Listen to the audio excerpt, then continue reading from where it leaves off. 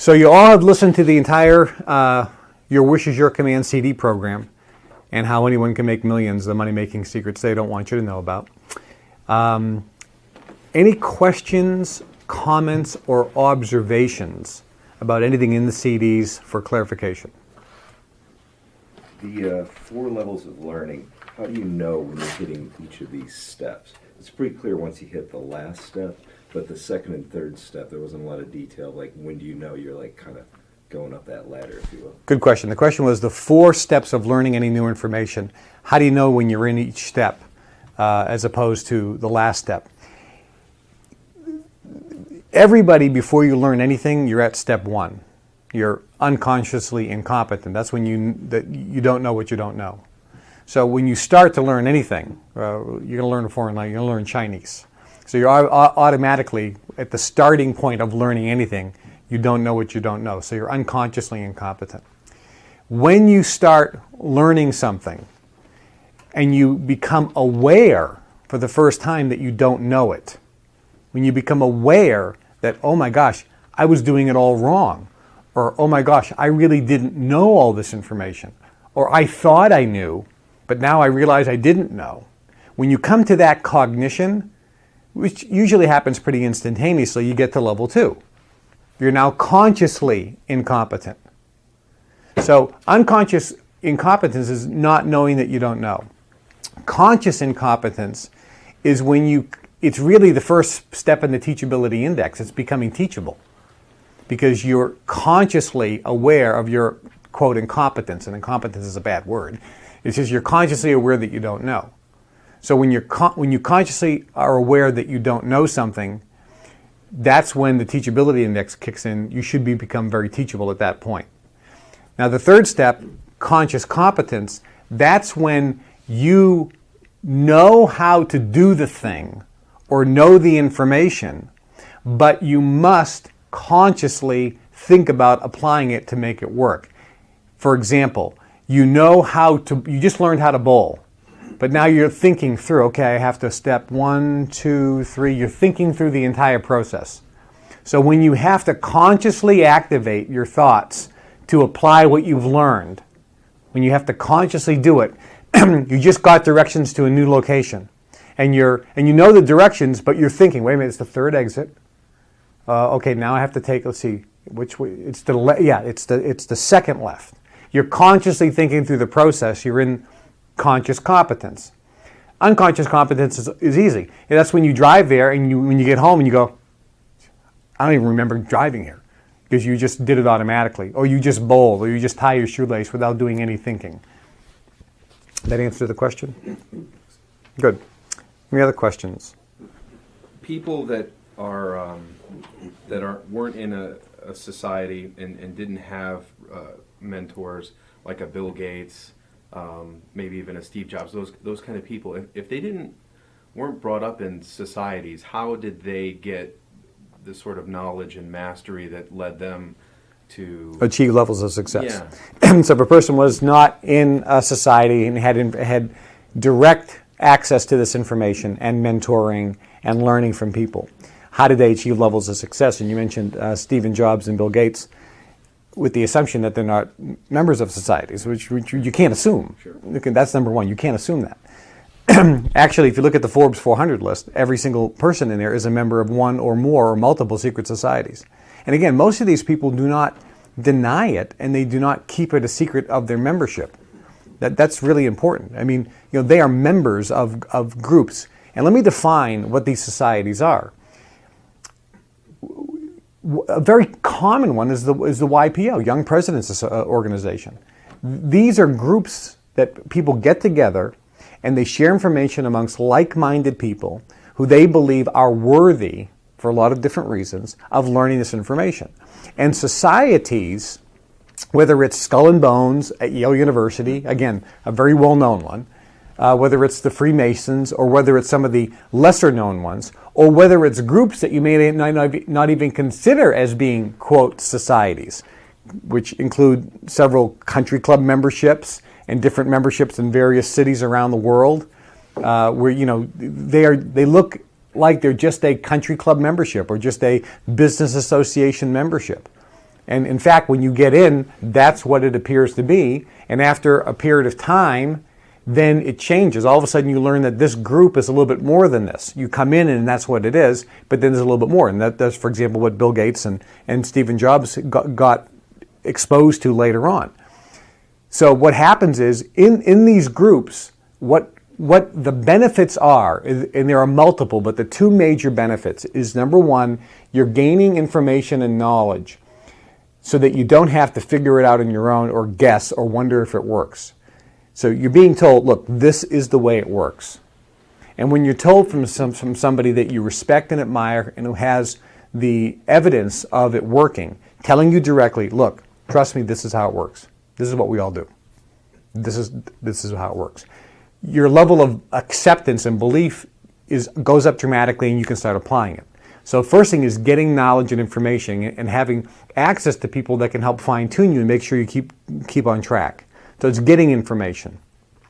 The second big advantage of these groups is the associations. When you are a member, Harvard University, the professors at Harvard University and the people that go to Harvard University, I've talked to them, I say, what is the advantage of a Harvard University education? Are you really learning more? Are you really getting a better education? Are you really getting more information that's going to help you get a better job and make more money and so forth? What's the huge advantage of getting a Harvard University education? And the answer is, it's the people you meet. It's not the education you get from the professors. It's the fact that your bunkmate's Al Gore, or I mean, it's like, oh yeah, I'm hanging out with these guys whose parents are the titans of industry, and so these are my friends. So when I leave, I pick up the phone and I call my friend whose dad owns blah blah blah blah blah, and you want to make a deal, and guess what happens? The deal gets done in seconds. Think about the average guy trying to make a deal. Okay, yeah, I mean, we're negotiating now with different things, right? So you're on the phone, okay, and you have to go through this middle manager and that middle manager, and you can convince them that you're a good guy and your deal is good, and you have to set up a meeting and then give a PowerPoint presentation and do this and do that, and you're trying to make a deal with a company or do some business with somebody else, and it takes sometimes forever, and they have to go through committees and everybody's nervous. Well, guess what happens in the real world at the highest levels? Joe picks up the phone and calls his friend Sam, who he went to school with, or is a member of the country club or a member of the YPO, and you follow me there. And because they are in the same group, they can pick up a phone and they get the call. Even if they don't know the guy, they can pick up the phone and they get through on the first call. And the person will listen to what the offer is and bypass all the BS, and then the deals just get done. Because it's like, oh, okay, well, you're in, and you think it's a good deal? Sure, I'll do it for you. And why? Because someday that guy may need to call him. And so you've heard, you scratch my back, I'll scratch yours. That's what this is all about. And you always hear this. It's not what you know, it's who you know.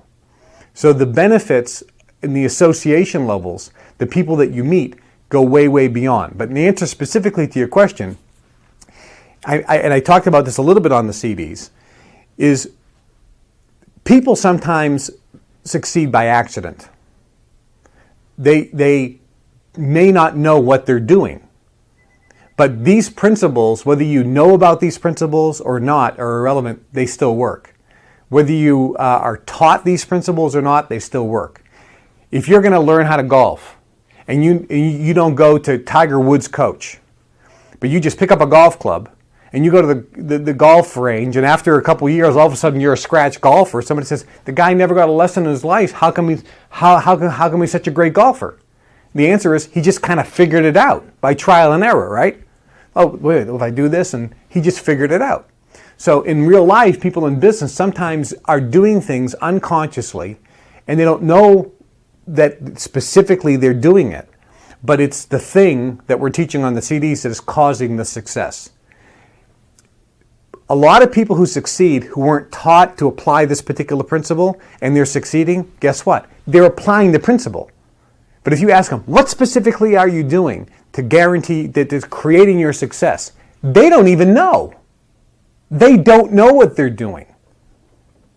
They don't know that they're actually thinking about what they want, beaming out that vibration. They don't know that that's what they're doing, but when you ask them, that's what they do. That's what they do.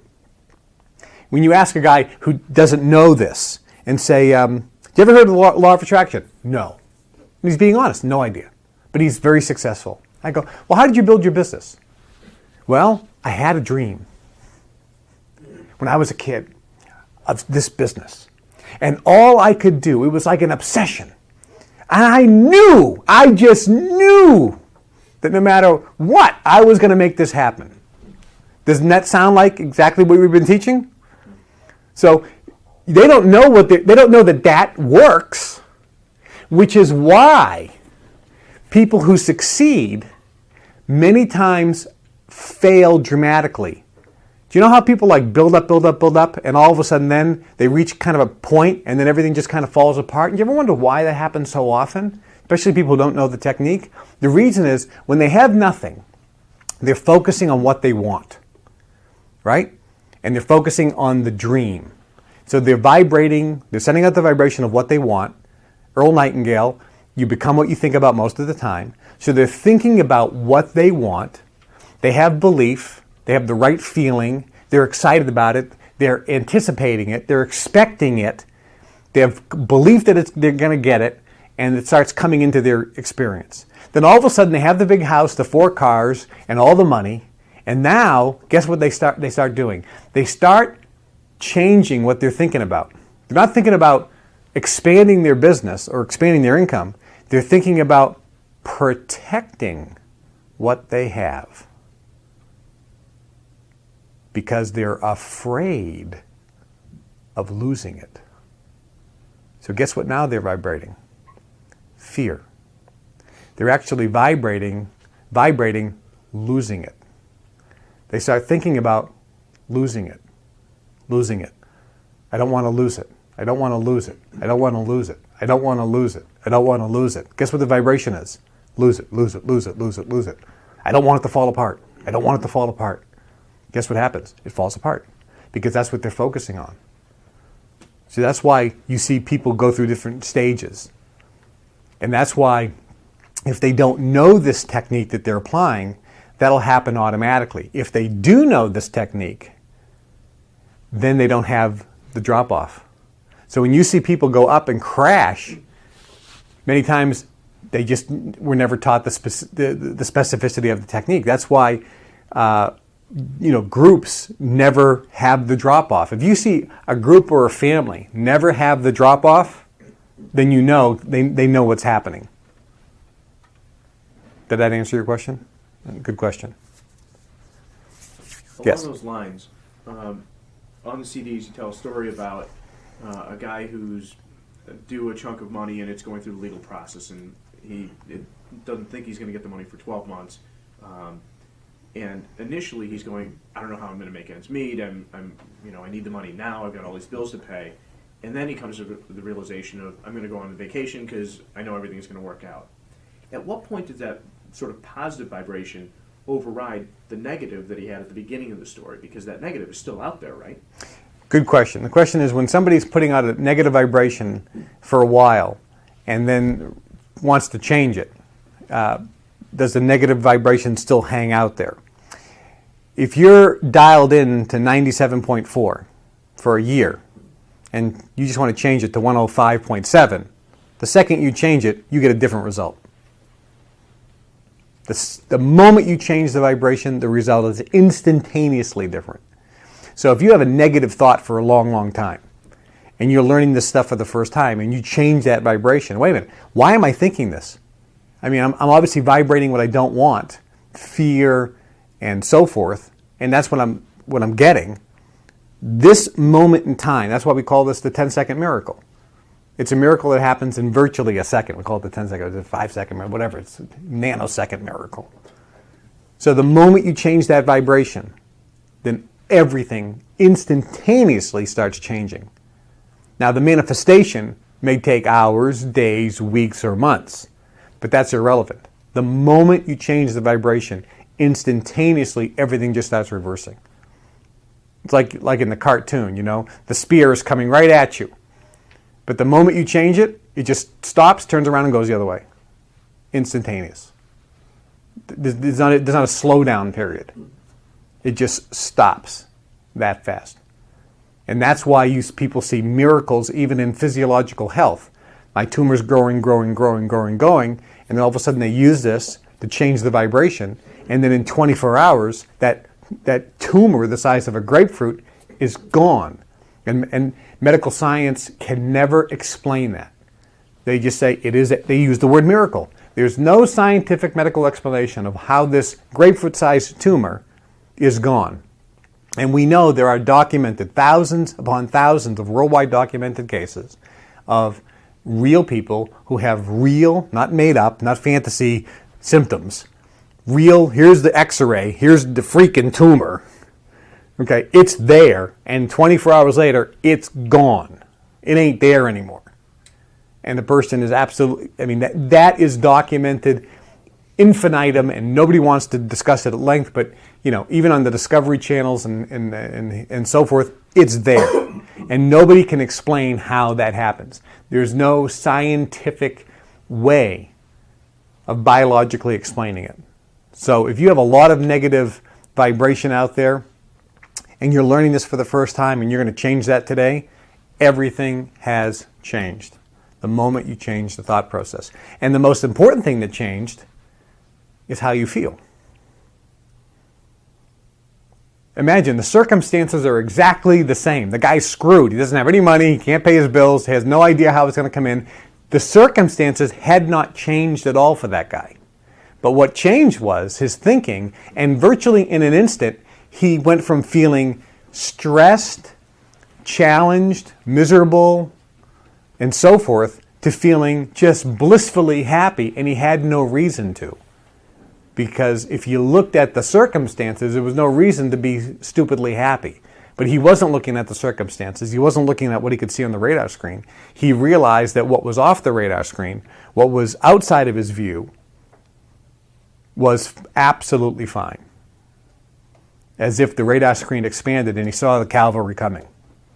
Oh, it's coming. Okay. See, again, that's how you have to imagine. If he got a phone call and said, we're going to send you $1 million check today, we just settled the case, he would feel good, right? Well, obviously, because he has a physical manifestation. This is even a spiritual, biblical principle, where it says, bless those who have not seen. Remember, for those of you who are Christians or read the biblical text, there's an example in the New Testament where I think Thomas goes up to Jesus and says, I want to put my fingers in the marks in your hands and feet to see it, and put my hand in your side where you were stung by the spear to see if you're real. And he saw him, and he goes, now I believe. And he goes, well, yeah, you believe because you saw it. Bless those who didn't see and still believe. And that's a principle of, if you know you're getting the check, you're going to be happy. But when there's no evidence of it coming in, none at all. As a matter of fact, nothing but contra-evidence, contradictory evidence, and you're still stupidly happy, that's when the magic occurs. That's when the magic occurs. And again, from a biblical standpoint, it doesn't make a difference what religion you are or if you're an atheist, but I'm just using this as an example. But from a biblical standpoint, it is the definition of, quote, faith. It says faith is the substance of things hoped for, the evidence of things not seen. So someone says, you have no money. That's right. How come you're happy? Well, everything will be fine. Give me the evidence that money's going to come in to be able to pay your bills. I can't give you the evidence. That's faith. Faith is the evidence of things not seen. I just know everything will be fine. And if I have any evidence, it's 55 years of experience knowing that everything always is fine. I have a question. Yeah. What happens when a group of people have contrasting vibrations? Let's say we're in a plane and my vibration is that we fly, and the guy next to me's vibration is that we crash. That's right. It's like the guy says, what if it's the pilot's time to go? Right. Yeah, I say that from time to time because I always wonder, who wins? It's a very interesting question, and the answer is, if you get into a car crash, You and the person that were both in the car crash both had the same vibration to cause the car crash. So I can categorically tell you that the thousands of minor little situations that caused a person to buy a ticket on that plane and make it on time or not make it on time, everybody on there was vibrating the same, attracting the same result. And sometimes it's hard to believe. I'm not going to expand on it here, but that's something that, there was a movie that came out with Brad Pitt called The Curious Case of Benjamin Button. And it's an interesting movie to watch. But there's one particular scene in there with this woman gets hit by a car and her leg gets crushed. And the narrator says, there was a woman in her apartment who was leaving her apartment. But as she left, the phone rang. So she stopped and went back in to answer the phone. There was a cab driver who decided unexpectedly to stop for a cup of coffee. And then he'd get in this cab and he started driving. But a car pulled out and ran out of gas right in front of him, causing it to be delayed. The woman's phone call went longer than expected, and she was running late to get to the bakery. And it went over through these whole series of events where the woman gets in the cab drives down the road and hits this woman and crushes her legs. And the example was, if any one of these dozens of things happened just 1 second differently, if the phone didn't ring, if the cab driver didn't get a cup of coffee, if that car didn't pull out in front of the cab and run out of gas, if blah, blah, blah, blah, blah, blah, blah, blah, blah, if anything was different, anything at all, then that cab wouldn't have been there at that moment in time to crush that woman's legs.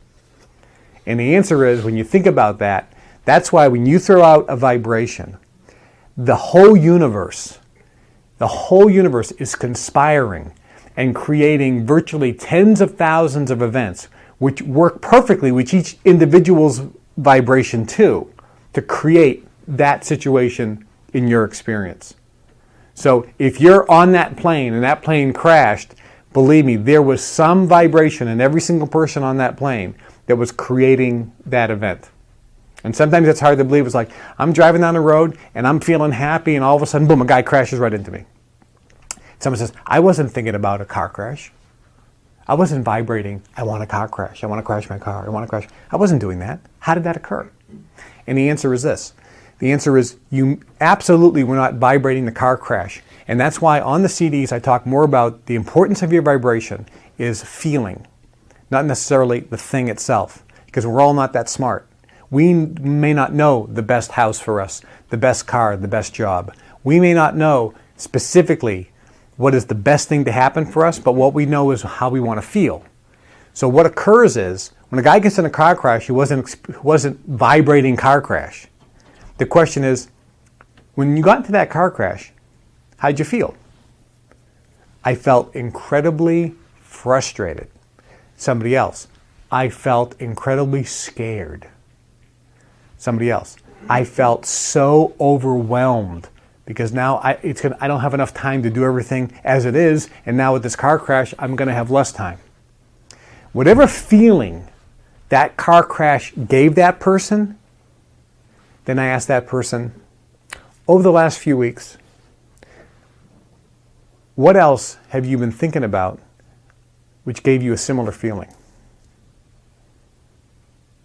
And then all of a sudden, eyes get as wide as saucers, and people go, oh, yeah, I've been really, my aunt has been in the hospital with cancer, and I've really been scared myself. I've been really fearful of death, fearful of death, fearful of death, fearful of death, fearful of death. Car crash! How did you feel? It made me fear of getting killed. Do you understand that? It wasn't the car crash that they were vibrating. It was a feeling that they were vibrating, and the universe starts bringing into your experience people, events, and situations which will give you similar feelings. That's what keeps coming in. The events that gives you similar feelings. That's why when you're grateful and you're happy and you're going, thank you, thank you, thank you, everything, man, I just feel so good. I just feel so lucky. I feel so lucky. Ding dong, hello. You just won the lottery. Oh, I can't believe how lucky I feel. All of a sudden, situations and events got popping into your life where you continue to feel what? Lucky. If you feel grateful, then situations and events start popping in where you continue to feel more grateful. And that's a really good place to be. It's a really high vibration because there's nothing bad that could come into your life that would make you feel grateful, right? So it's sort of like really good things. Yes? My wife got rear-ended kind of on this topic a month ago. And she said how weird it was. She goes, about 5 seconds before, she was stopped at a light. She goes, I felt I was going to get into an accident. I look in the rearview mirror, I see the guy stop behind me, and I'll say I go peer up again, and I'll see, wham, the guy behind him at 40 miles an hour hit and did that. So, I mean, that was kind of one of the things I was going to talk about was that feeling. I mean, how do you change your feelings? I stubbed my toe. Is the positive like, oh, I'm glad I didn't chop it off? I mean, how do you change your feelings to be when something bad happens? Yeah, or just along the lines, if I had no money and I was losing a house or this, how do I know my thoughts were negative compared to being... You don't have to worry about them. The question is, if something bad happens or something negative happens, how am I controlling my thoughts and really what I'm doing? The answer is everything that happens in your life there's really not good or bad situations. There's really not positive or negatives. They're just events. They're just circumstances. They're just experiences. There's really nothing good or bad. And if we look at it that way, there's nothing really good or bad. All they are is an indicator of what you're vibrating. Everything that's happening in your life is just nothing but an indicator of what you're vibrating. So if you don't particularly like what's happening in your life, that's just an indicator that your vibration needs to be changed. If you really like the circumstance in your experience, that just tells you that the vibrations are something that you want to continue. It's nothing more than indicators of what you're vibrating. So if you experience something like stubbing your toe, and you think, how did I do, why, ow, why did I stub my toe? You don't have to, get so crazy about every single thought, because that's just an indicator that you are emanating how do you feel? I feel annoyed. I feel clumsy. I feel whatever the feeling is. And all that is telling you, and keep in mind, they usually start small. So the indicators are good. They're like, thank you, tell me. It's like I'm driving down the road and I see a little red light and it goes, oh, my gas gauge, I need to get some petrol. That's a good indicator. It doesn't annoy me. It's just a little light. It just tells me, hey, get some gas, get some petrol, or you run out. The next indicator will be the car stops. Now you follow me? They get worse as we go along. So if you stub your toe, minor indicator, but it does tell you. It just is a little like, hey, you're vibrating something. What's the feeling you got? Fine. Thank you for telling me. Follow me? Thank you. Is that a good thing? Yeah, because it's somebody telling you, hey, smack, wake up. Thank you for telling me before I get into a real problem. Like driving down the road and you start to doze off. And the person next to you gives you a whack in the ribs. Hey, wake up. Thank you for telling me. Otherwise, we would have crashed and died. So there's an indicator there. So the next indicator would have been crash, right? So you should be, that's why you're thankful for the situations that come in. That's the first reason you should always be thankful, that they're indicators so you can change your vibration. The second one is if you are aware that everything's going to be perfect, then whatever circumstance happens right now, you don't and can't comprehend the rational reason why that is a good scenario. Later on, you'll look back and go, oh, that was the best thing that ever happened. Because if that didn't happen, that's why, the story about the guy's, the Chinese guy's son who falls off the horse and breaks a leg. And everybody in the town says, we're so sorry for your son falling off the horse and breaking a leg. That's terrible. And the father said, maybe, maybe not. 2 days later, the army comes in and takes all the young men away to fight in the war, but they couldn't take his son because he had a broken leg. So why did the guy break his leg? That somebody always says, I want a better job, I want a better job, I want a better job, I want a better job, I want a better job.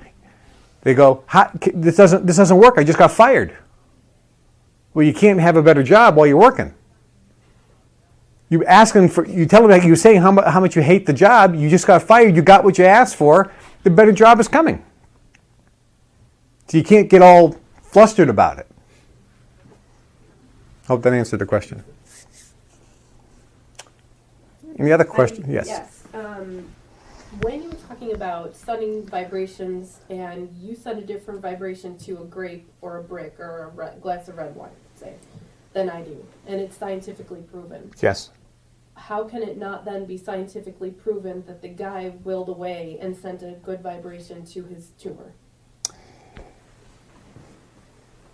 The question is, if we look at the vibration of this desk or the vibration of this cup or the vibration of this pencil, they're all made up of exactly the same things, as we know. They're all made up of atoms. And at the end of the day, they're all made up of electrons. So they're absolutely the same. The only difference is the combination of that. And the reason that the combinations cause it to be different is because the combinations cause the vibration to be different. And therefore, when the vibration is different, the end result of what you see, pencil, cup, desk, are different. That can be measured now with instruments. Instruments now, before electron microscopes, you couldn't see that far down. Now you can see beyond an atom. You can see an electron.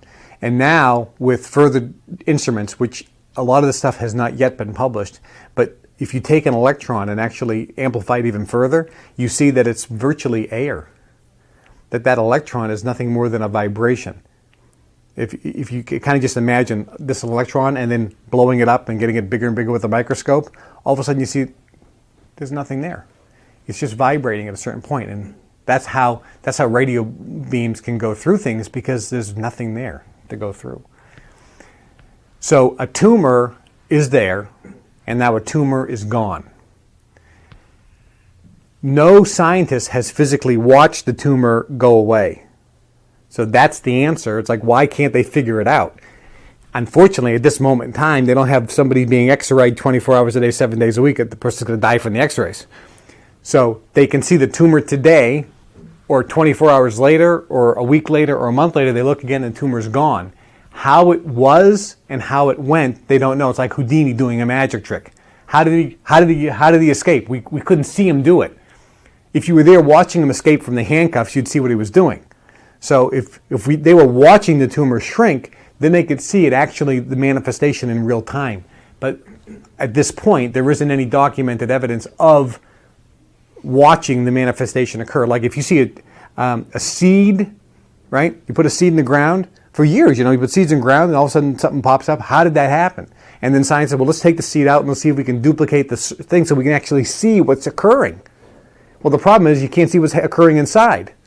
Now let's look at, let's see if we can see what's happening inside the seed. So that's how you start, oh, wow. I guess we can see the germination. And today, scientists still can't understand how if you take a seed and put it in a little amount of soil, right? Small little cup of soil, and you measure the exact amount of water you're putting into that soil. 6 months later, you take out the plant. Virtually the same amount of soil is still there that when you started, but you have this plant that weighs 2 pounds. You didn't put that much water in, so science can't explain how did this stuff. Where did it come from? The answer, it was coming from the energy in the universe. It was virtually manifesting out of nothing. And so that's what this whole concept is about. When you're throwing out a certain vibration, things can be manifest virtually out of, quote, nothing. Nothing is something. It's the energy that's all around us. But did that answer your question about the tumor? Yeah. Okay. It's hard to wrap your head around. The bottom line is there is a tumor and there isn't. That is factual and documented. But no one's ever watched the tumor go away. Did it happen in a nanosecond? Did it happen over a few seconds? Did it happen over a few minutes? That still has not been documented or seen. Because there's no funding for it, you think? Or there's no medical way to not kill There's- the guy with x-rays? As of right now, the only way you can see the tumor is with an X-ray. So you take an X-ray like that. You can't be bombarding the guy every couple seconds because you can kill them with the X-rays. Any other questions? Going back to neural pathways. Yeah. What you were saying before seems to be sort of a throw to what the bleep do we know and repetitive nature to bring on events that make you have the feelings that you want to have. How do you know, I shouldn't say how do you know, there are people who try to do these things that we talk about and try to change their vibration, try to change what they're thinking about, but subconsciously they're still deeply They fail. vibrating. Yeah. They fail. So there are some people, I think, who do this more naturally than others and more easily than others. How do the people who have the biggest trouble with that subconscious doubt overcome that and to apply these techniques? Good question. The question is, if some people can do this easier than others, some people have a lot more luggage. Right. Some people have a lot more baggage, a lot more subconscious negative garbage. Let me explain what this is.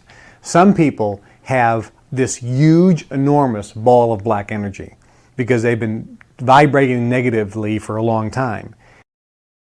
Like attracts like. It's the law of attraction. So if you think a negative thought, guess what's going to be attracted? Another one and another one. That's why gripe sessions. Do you ever notice? You ever go to a group of people? Everyone's, hey, let's have a drink. Let's have a. Now let's.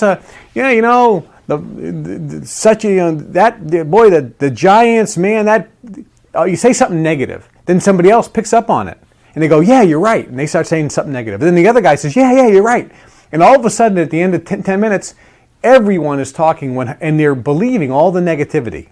So like negative thoughts attract more like negative thoughts. And the more negative thoughts that you're attracting, that you're thinking about, then it gets to a point where it starts developing into negative experiences in your life. Positive thoughts give you positive, more thoughts are attracted, and when more positive thoughts are attracted, positive experiences happen in your life. That's why when you're thinking about buying a car, you're thinking about buying a new car. I'm thinking about buying this new car. All of a sudden you're driving down the road, you start seeing them everywhere. Did you ever notice that? They just kind of popping up because you're vibrating that, so that's what's coming into your experience. So some people have this, that's what people ask me, you know, did you have an advantage? And the answer is, yeah, I learned this stuff when I was like 12, 13, 14 years old. So I didn't have a lot of baggage. So I had early on nothing but positive experiences to keep going back to, as opposed to negative experiences which would create doubt. So some people have this big ball of negative energy that they're kind of floating around with. And they start applying this, and their positive thought is about, you know, itty-bitty, tiny, small. So the big, huge ball of negative black energy has this huge magnetic attraction, right? Because it's attracting more negative thoughts. So they think one positive thought, and it has this itty-bitty, small positive attraction.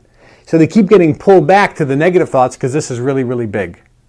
That's why some people are like, they start off negative 100. They're not even at point zero yet. They're negative 100. They're consciously competent. So they have to continue to do this consciously over and over and over and over again until it's like a person's going to go to the gym for the first time. He's 150 pounds overweight. Well, he's going to be there for a year before he can do a lot of the exercises that somebody else who just started with 10 pounds overweight can do, right? So he has a lot longer to go. Same thing here. The person who has all this negative energy, all this subconscious thoughts that's basically bringing them back and pulling them away from this, he's going to have a harder time. The solution to that, there are several solutions. The first solution is, as I talk about on the tapes very specifically, is when you're using these techniques, only use the techniques initially on something you can believe in. Because what most people do, and the reason they can never succeed, is they have all this luggage and all this baggage, and they think that they want something. Even if it's what appears to be something small, they still have doubt that they can get it because of all this black negative energy. And therefore it'll never come in. But if they can use it on something simple, such as, I'm going to go to the store today, and I bet you I'll get a pretty good parking space. You know, I think I'll get a pretty good parking space. Now somebody else may say, I'm going to get a space right up front. But the guy with the big black negative energy, if he says, I'm going to get a space right up front, he immediately doubts it. because of all the black negative energy, which means it's not going to happen, and therefore he has another reason to believe it doesn't work. So he has to come up with something that he can believe in first. So he has to go a little bit slower. The idea is you're starting to get your positive ball of energy bigger and bigger and bigger. The more you focus on the positive ball of energy, the negative begins to shrink. So you have two things occurring simultaneously when you're doing this at the conscious competence level. Your positive ball of energy is getting bigger and bigger and bigger. That's why driving in the car, listening to these CDs, reading books every single day keeps you focusing on the positive ball of energy. So every time you're focusing on the positive, the black one starts to shrink a little, and the positive starts to grow. And the tipping point is when the positive ball of energy is for the first time bigger than the negative ball of energy. That's the tipping point. That tipping point is different for every single person. Some people it's going to take a lot longer. So that's the first thing. Start off small. The second thing is the Callahan techniques that we talk about on the CDs where you tap. That actually blows out huge amounts of negative energy. And that's really, really effective at clearing the body, if you will, of these negative blockages. And that's really, really helpful. When a person feels really bad, they're kind of keyed into all this negativity. So at that moment, if they use the Callahan technique, it'll blow out huge amounts. And that's a pretty fast way of doing it. And there's some other techniques as well that we'll be talking about in the future that also helps clear out that subconscious negativity. Right. And a follow-up is the events in your life are still an indicator. So even if you necessarily think that you're doing these things, you need to pay conscious attention to the indicators and whether or not it's really working. So the follow-up question is there a such thing as an accident? Well, first off, it is always working. What does that mean? It means whatever happens in your life is caused by whatever you're vibrating. So you can't stop that. You can't stop yourself from vibrating energy. But what I mean is people need to assess what's happening in their lives as an indicator of whether or not these techniques are working or not. No, the technique, back up, is based on focusing what is naturally occurring, or taking what naturally occurs and now using it. So what is occurring with you and everybody here and everybody listening to this 24 hours a day, 7 days a week, is we are vibrating. And that vibration is based on our either subconscious, conscious thoughts. And whatever we are vibrating, whatever feeling we are vibrating, we are attracting that exact thing into our existence. So as you say, there is no such thing as an accident because we are vibrating, creating everything. And some of these things that we're creating are in a flow, in a motion. There's not like an end result here. It's a constant movement because everything is constantly moving. So we're vibrating 24/7. We're creating our experiences 24/7. What I'm suggesting here is, since that is the case, since you vibrate and you create, automatically, whether you want to or not, you can choose to then focus on something specifically, whether it's a good feeling or a desire, and have it come in. You can choose that. Because everything that's coming in, you're creating anyway. That's why the key element here is taking 100% responsibility for everything that happens in your life. Because you are creating every single thing. Nobody else is. You are. My friend who wrote a very great book talked about that the number one disease of the mind, or the disease of people, is mysticism. And he defined it as a person looking outward for a cause in their life. Whether it's God, the devil, the politicians, my boss, the economy, the weather, my parents, the school I went to, the school I didn't go to. There's all these circumstances that they blame for them. And he said that's the thing that has been going on throughout infinitum, which causes people to be not at cause over their environment, but rather at effect. So they're just being like a ship without a rudder being blown around. as opposed to the guy saying, no, I have a ship, I have an engine, I have a sail, I can basically go anywhere I want, no matter what the circumstances, and he just takes control. So these techniques always work 100% of the time. If somebody says, no, I wanted a new car, I've been using this technique and I didn't get it, I guarantee you, what he was doing when he was focusing on the new car was he was focusing on the fact that he doubted he would get the car, or that he was afraid he wasn't going to get the car, or you follow me? In other words, you cannot, it's a physical law of the universe, the law of attraction. So when somebody says, I've been focusing on this and it hasn't come into my life yet, I can guarantee when I sit down with the person and just look at their face, the way they're feeling when they think about it, it's doubt, which means they're thinking about not getting it. They're focusing on it not happening, or the fear of it not coming in, as opposed to the exhilaration and exuberance feeling they should have knowing that it comes in. And you can just see that when I see this my whole life. Somebody says, I wanted to get this new such and such, and it just hasn't come in yet. I goes, well, think about what you want. Okay, how do you, and I just look at his face, depression. Okay, he's thinking about the new car, and he's first thing, and you see, he gets all depressed. And the reason is when he thinks about the Cadillac, he absolutely doesn't believe he can get it. Categorically doesn't believe it's going to come in, and he's depressed. Well, guess what? He's not doing the technique. What he's doing is he's believing and thinking about it not happening. Thus, he's creating that. So this always 100% works. It doesn't like, oh, I tried it and it didn't work. Whatever you're vibrating is coming into your experience, 100%. It's the hardest thing for people to grasp, that they create their entire experience with their own thoughts. But it's the one thing when you can believe it and think about it and use it, that's when everything magically changes. Good question.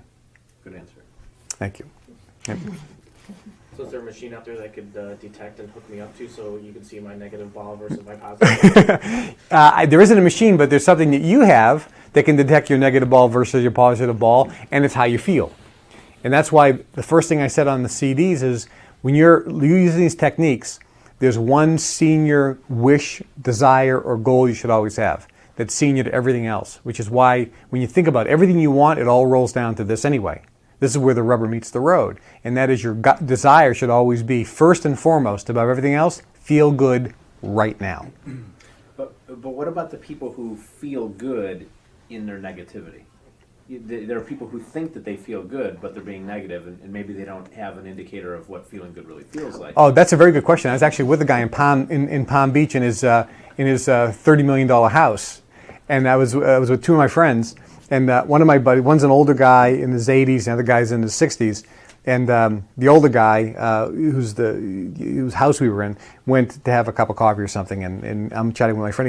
He goes, didn't mention his name. He goes, he's the most miserable son of a gun in the world. I goes, no, he's the most negative guy. He's smiling all the time. He loves being a jerk. He loves acting like he's negative about everything. And he goes, I've known him 50 years. You're exactly right. He just loves it. I go, so yeah, he's feeling good. It's an act. It's really an act. You can't read his mind, and you can't read how he feels, right? But he does. But when he's blabbering and bitching and screaming and complaining about the maids and complaining about the cook and complaining about the chauffeur and complaining about this, he's got a smile on his face. So he's actually feeling, remember, the words don't matter. The words are irrelevant. It's the feeling associated with it. So he's appearing to be negative to you and I. Believe me, you don't know what thoughts he has or what vibration he's picking up. And we don't know how he really feels, but we can look at the indicator how he feels, and it looks like he feels pretty good. You say feel good now. Sometimes people do things they shouldn't do to feel good right now. They go have something to eat they shouldn't eat, or they go buy something they shouldn't buy, or they extend themselves to buy the Cadillac, thinking, I'll just go get it, and now they've got negativity from that. How do they know the difference? How do you know the difference from, the Cadillac's going to come to me versus, well, I can just go buy it and skip some tuition payments for my kids. Or Yes. Whatever it is. And some people do things like take drugs or drink, and they do things too to feel better. Actually, what they're doing is they're not feeling better. And this is a really, really, really, really good question. If you think of anything you've done negatively in your life, and we all have, whether it's drink to excess because you want to feel good. Usually you're drinking to excess when you're feeling bad, right? So you want to feel good, so let me open up a bottle of scotch and drink it. Let me eat that 2 pounds of macaroni and cheese and pot roast with gravy and mashed potatoes and sit in front of the TV and or have that 2 pints of ice cream. Oh, this is going to make me feel good. Usually we do these things when we are feeling bad. And what we're really doing is we're trying to feel good, but the method we're using is we're trying to mask the pain. So the theory is if I mask the pain, I'll feel better. You're not feeling good, you follow me? You're just eliminating the pain. And so your goal is not to eliminate pain, because if your goal is to, think about this for a second. If your goal is to, I want to eliminate my pain, I want to eliminate my pain, I want to eliminate my pain, I want to get rid of my pain, I want my pain to go away, what are you doing? Think about pain. You're thinking about pain. You're focusing on what you don't want. And whatever you focus on, you get more of. Remember, whatever you really, really, really, really want, you get. And whatever you really, really, really, really don't want, you get that too. So the key is shifting that, and you'll know, now that you know this technique, I don't want to eliminate my pain, I want to feel good. And I guarantee categorically, if you are focused on feeling good instead of eliminating pain, you won't open up a bottle of scotch and drink the whole bottle. You may have a glass, because there's nothing wrong with that. You may have a cigar. You may go have some macaroni and cheese, but you'll enjoy every moment of it. And you'll feel good about it. You'll think, this is fine. You're not going to feel bad 10 minutes later, because the reason you feel bad 10 minutes later is all you did was do something to mask the current pain, and when you stop doing that, the pain is still there. That make sense? So if you focus on feeling better, what can I do to feel just a little bit better? And no matter what emotion you're at, all you're trying to do is feel a little bit better. So if you think about this emotional scale, okay, bliss is at the top. Depression, suicide is at the bottom. Okay, if you're depressed, right, and you got a bottle of scotch in front of you and a gun, you can't say, I want to feel bliss. That's way too big of a jump.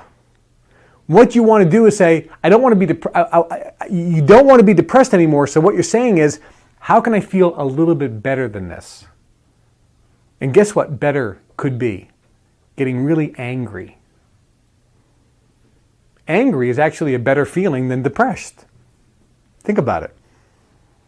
If you start going, F this, I'm sick of this, and you start getting really angry, that's a better feeling than depressed with a gun to your head. Does that make sense?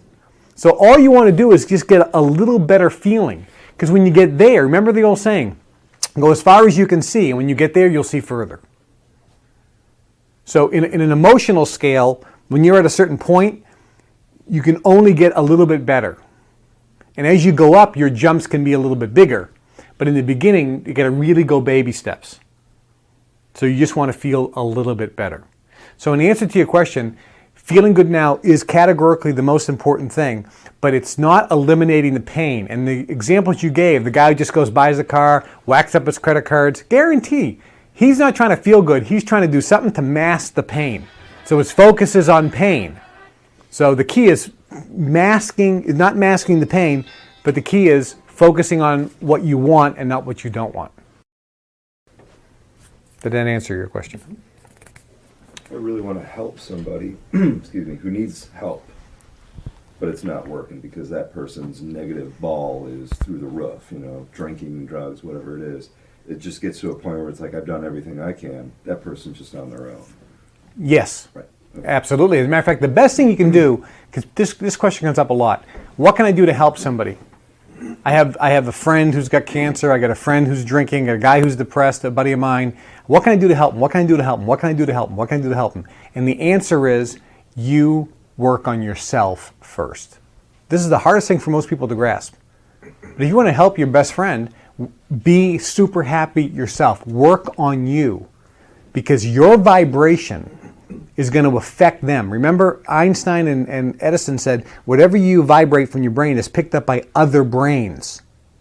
So if you want to help them, all you have to do is work on yourself and raise your vibration. That is going to have an impact on this person. And let me tell you the type of impact. That vibration may be so positive and so high, it may repel the other person because their vibration may be so low, they may hate being around you. Because they just can't take it, because it's so, and that's helping them, because they're going to attract in their life what they're vibrating. And if you're around them, you can affect their brain, but that's the best way to help anybody, is just to work on yourself first. And what will happen is, believe me, friends will start vanishing, new friends will start coming in. For years we've known statistically that your income is always the average of your 5 best friends. And when you want your income to go up, generally speaking, your friends change. I mean, that's generally what occurs, because all of a sudden you're at a different vibrational level. You're not attracting those people anymore in your life. You're not enjoying their company anymore because you're vibrating differently. So you start attracting different people, circumstances, events, scenarios, and tangible things. So then the reverse question comes up. By being around a whole bunch of people with a lot of negative energy, can that bring you down? Good question. If you're around a lot of people with negative energy, can that affect you? Energy always affects others. However, the good news is this. The positive vibration is higher than a lower negative vibration. So in terms of power and intensity, voltage, ampage, whatever you want to say, one positive thought is much more powerful than around 10,000 negative thoughts. So if I'm a positive person and I walk in a room with 20 negative knuckleheads, guess what? They don't have a chance, because my energy will affect them infinitely more than they will affect mine. Now, there's a good chance when you start changing your vibration and raising it, and you're in an environment, and this was in the movie The Secret. The guy started raising all of a sudden he got transferred to a different department. 3 people quit, 2 people... Like within days, all of a sudden his whole scenario changed, and he was surrounded by like-minded vibrational people, because that's the way it works. Well, what about society, the country, during down times, during recession, during a depression, where it seems like it builds and builds and builds, and all everybody's talking about is, oh, it's bad. It's bad. Oh, it's bad. Is it the same concept where it's like, okay, just go focus on yourself? Yeah, it's bad for them. Yeah, it may be bad for them. It ain't bad for me. Yeah, it's hugely opportunistic. Yeah, if it's bad. I had a friend of mine years ago during one of the other recessions that was disastrous. The world was coming to an end, and he said, I said to him, you're in sand and gravel and concrete. You got 4 other huge businesses that supplies commodities to America. I says, how you handling the recession? And he says, oh, I just chose not to participate. And that's what but it was I just chose not to participate. So what goes on around you does not have to affect you. You can look at it and go, wow, look at this. This is kind of interesting here. Everybody here is bread line. And I mean, during the Depression, 25% of the people were out of work. 75% had jobs. And more wealth was created during the Depression than any time in our history. Because people were going, wait a minute, there's a piece of land here that was selling for $10,000 and now they're giving away for $10? Well, I think I'll buy 2 of those. And then 10 years later, that $10,000 that land they bought for $10 was worth $200,000. I mean, more wealth was created during the Depression than any time in history. And what's occurring around the world when if you just believe that I am going to take it full advantage, this is the best. See, every day is always the best time in the world to do anything.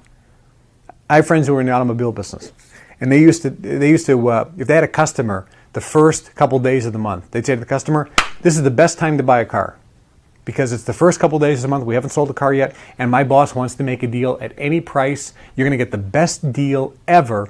So if you ever want to buy a car, always come the first couple days, because if you're the first guy to buy a car, they give them away because he wants the first deal on the board to get the ball rolling. It's your lucky day to buy a car today. Now, if you come in the middle of the month, they go, coming in the middle of the month is the best time during the month to buy a car. And the reason is my boss is just dying to hit the number that hits his monthly nut. He needs to get that magic number, and he's doing everything right now to get it as fast as he can. So they give the best deals on a car in the middle of the month because he's trying to hit his number. And he's got to do it no matter what, so he gives the cars away.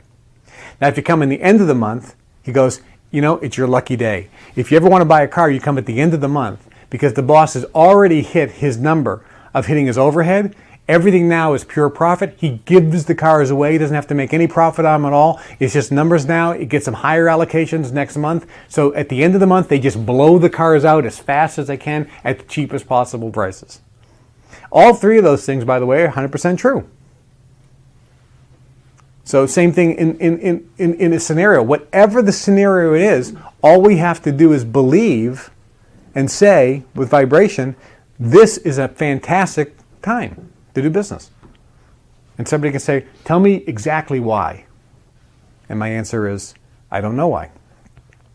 I don't have to know why. I just have to believe that it is, and the evidence will show up in a while. See, whatever you believe, the evidence validates it. That's why Henry Ford said, if you believe you can or if you believe you can't, either way you're right. And his later statement was, because the evidence will validate it. So whatever you believe, you are completely correct, and in a short period of time, you will have all the evidence to back up your belief, to prove you are correct. And that evidence came into your experience because you believed it first. Does this make sense? So that's why I say everything always works out for me. How can you say that? Ask me in a few months. Then we'll have all the evidence. See, it's the future thinking that's the tricky part. Good question. Any other questions, comments, or observations about the tapes? Any clarifications you need on anything in the tapes? So I have a question. For example, you have a dream, and now you attracted all the people that you wanted for your dream, and here they are all, and they're helping you, and vibrations are wonderful. But then all of a sudden, there is a person that just appears and starts bringing this disbalance to the whole group. Is it a sign for you as the dream of, the dream guide, that something is going wrong in your mind right now?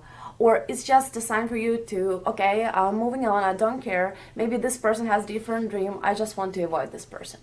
So do you really, how you know that this is the person that can teach you something, or this is just a person that has a lot of negative energy and you don't want to mess up with his energy? The bottom line is everything that comes into your experience, you vibrationally created. You can choose at any point in time whether you want it or not. Sometimes, isn't this true, we want something really, really bad, and we get it. And then we decide we don't want it after all. Does that make sense? It's like, nah, wait a minute, I thought I wanted this. I don't like this. You ever order something on a menu, looks really good, comes, ooh, I don't want this. I should have ordered what you ordered. Well, no problem. So you could be vibrating, you're vibrating something, and something is coming into your experience, and whatever is there, if you don't like it, you can choose, You may not even know why or how you vibrated and created this in your life, but it's there, you created it. You don't have to worry about how, but the fact is you did. And so if you don't like it, just shift it. When you look at things you don't like or don't want, or feel feelings you don't want, you just look at them for a moment, acknowledge them, and then decide, okay, I know I don't want this. What do I want? Every, quote, negative experience that comes into your life, Every negative experience that comes into your life primarily is there to help you clarify what you want. If you know what you don't want, you can now clarify what you do want. So whatever comes into your life that you don't want, just acknowledge it and use it as a method of helping you clarify what you do want. So immediately look at what it is you don't like, acknowledge it for a moment, then don't look at it. Now say, okay, I know I don't want this. What is it that I do want? And focus on what you want, what you want, what you want. Turn your back on what you don't want. See, the reason that people don't move off point zero and get what they want was they keep focusing and talking about what they don't want. I need more money, but I don't have any. And I don't know how I'm going to have any. But I want more, but I don't know how I'm going to get it. And I never get any more money. Every time I try to get more money, money doesn't come in. All they're doing is thinking about no money, no money, no money, no money, no money. Instead of focusing on, look, we know you don't have any money, okay, but get off that. Start talking about and thinking about what it is you do want. That changes the focus. So if there's a person that comes into your life or an experience that comes into your life that's negative energy, you get a dynamic group of people working on a project and all of a sudden a new person comes in and you're thinking, oh my God, this is like a disaster. Okay, believe me, you vibrated that in and then say, what don't I like? Fine. What is it that I want? And focus on that. And a couple things will happen. The person will change, the person will leave, you'll get moved into a different direction. It'll all work out fine. There's too many thousands of potential scenarios that could happen. Because, maybe you're vibrating something that this person is actually giving you. I mean, that's why they're there. You're vibrating something to create it. And again, what appears to be negative generally isn't so. It's there for a reason. So we don't have to look at it. Just look at it as something to clarify what you do want. I just want to end with this. You listen to the CDs once. Believe me, you need to listen to them again and again and again. And as I say in the CDs, listening to information daily, reading books daily, and associating with other people on a daily basis is vitally important so that you continue to focus and build up your positive ball of energy to get to the tipping point. Then it becomes a joy and it becomes unconscious competence, and it starts happening automatically. Start small, start applying these things, and you'll absolutely see the results. Little by little by little, but it will start happening.